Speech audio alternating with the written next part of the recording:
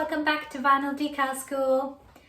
I'm Sarah. I've been running a vinyl decal business for about 3 years now. It's running really smoothly now and I make a good profit from it, but it has took a lot of trial and error and I've wasted a lot of time and money over the years. So today I thought I would just share with you 5 things you can do to save and make more money as a vinyl decal seller.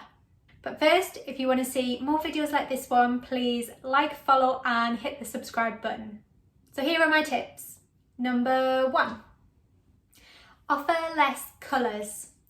So you might want to give your customers the world and offer them 50 different colours, but that means you have to buy in 50 different rolls of vinyl or 50 different sheets of vinyl, and then that's a massive upfront cost, when really most customers are quite happy with a much smaller choice than that. And even if you think, well, I'll not buy them up front, I'll just kind of buy them as an order comes in, that means you're wasting time on your supplier's website every day. You might have to pay delivery fees, and then you're still going to end up with like odds and ends of different colours that no one else might want, and you're going to be surrounded by vinyl that you can't do anything with, and then you've lost loads of money. So the best thing to do is just offer like a few colours, and then as you get customers asking you for specific colours, if you get more than one person asking for like a green or baby pink or something, then think, all right, okay, that's a good colour to offer because multiple people are going to buy it.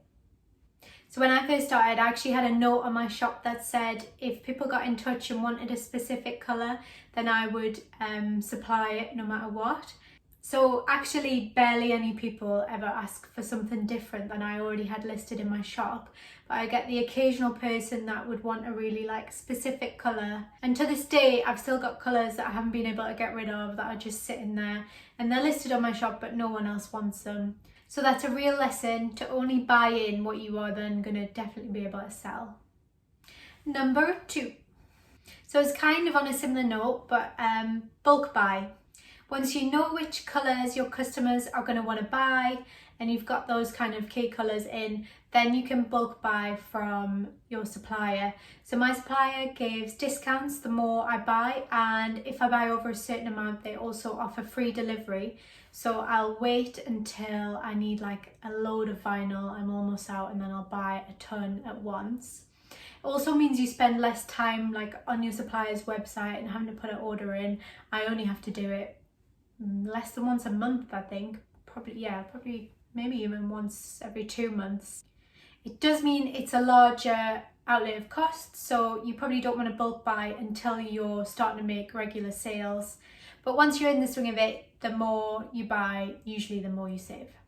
I've actually got a list of suppliers who are great for bulk buying in my Facebook group. The link is in the description, please join.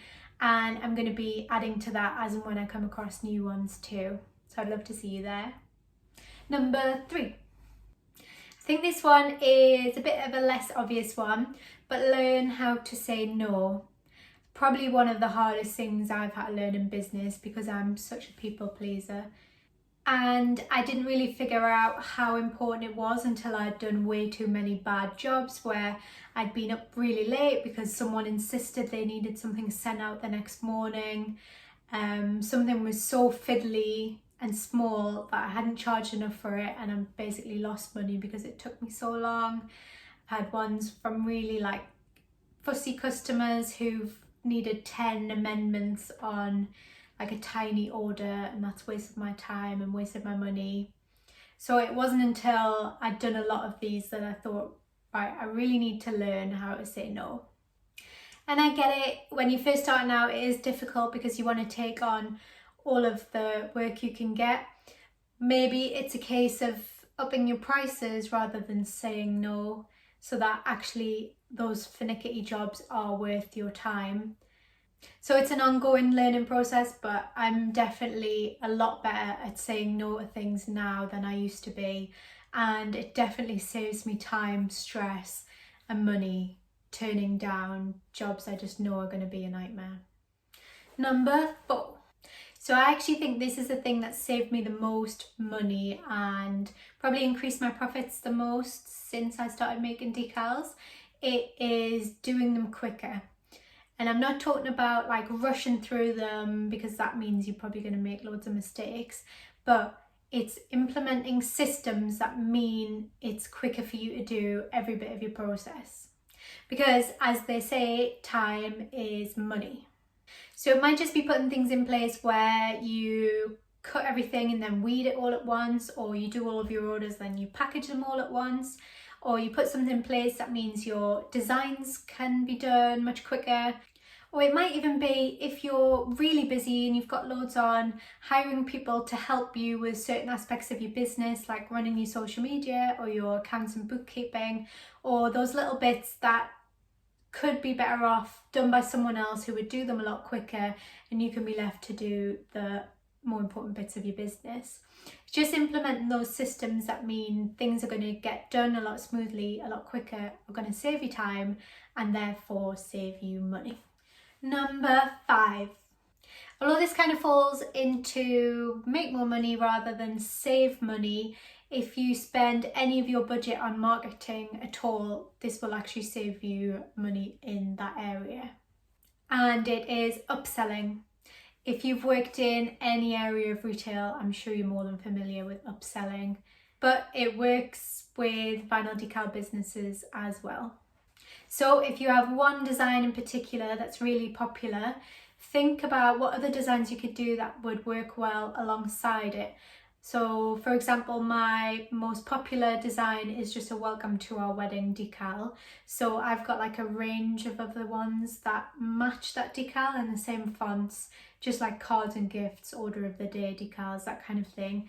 I link to them in my welcome decal, so anyone that buys that can also look at those other ones that go alongside it. And so it hopefully means people are going to spend more in my shop than they otherwise would if they were just going to come and get that one design then leave. But it can work for any type of vinyl decal business, and I think it's really important to kind of have a niche that you're targeting, and that's exactly why. If you want a bit more information on niches and the best-selling vinyl decals, I have a video on that which I will link.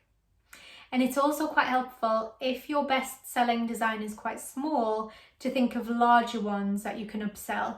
You might not even upsell them at the same time. It might be a case of someone buys a smaller thing from you, then knows they can trust you, and then they'll come back for the bigger one if it's available and if it matches the one they have already bought.